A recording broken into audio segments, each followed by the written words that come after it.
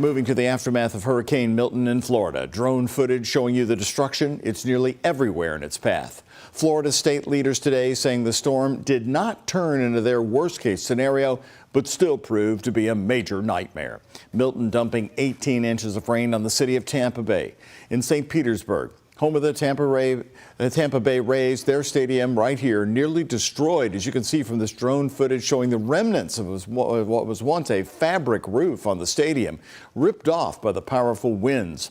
First responders who had been using the stadium as a staging and protective area, they luckily got out of there before the storm hit.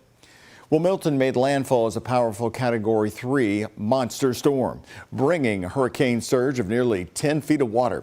New information on the number of dead tonight. ABC News reporting late tonight that 13 people have died, all linked to the hurricane and tornadoes.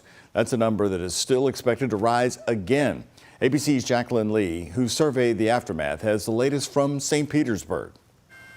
A rescue and the recovery effort after Hurricane Milton tore through much of Florida. Crews in water up to their waists and using boats to find people who need help. But I'm just glad we're out and to safety.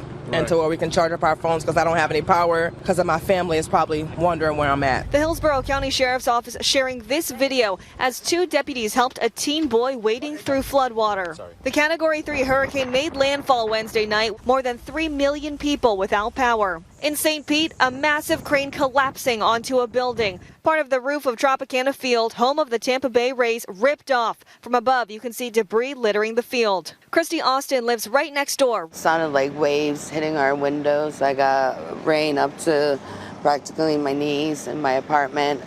It just sounded like the ocean was hitting the windows and the water was just pouring through. These images from Bradenton Beach, just north of Siesta Key, showing a home off its foundation. This area also hit hard by Helene. From the air, you can see the damage. Some homes obliterated. The roof caved in at this grocery store in Palm Beach County. There were also tornadoes before the hurricane even made landfall. Florida Governor Ron DeSantis says Milton spared Florida the worst case scenario. Doesn't mean there's not going to be a lot of damage. Doesn't mean there's not going to be a lot we're going to have to contend with. But just in terms of what we were prepped for, I think that we probably have an abundance of resources. Vice President Harris and I have been in constant contact with the state and local officials.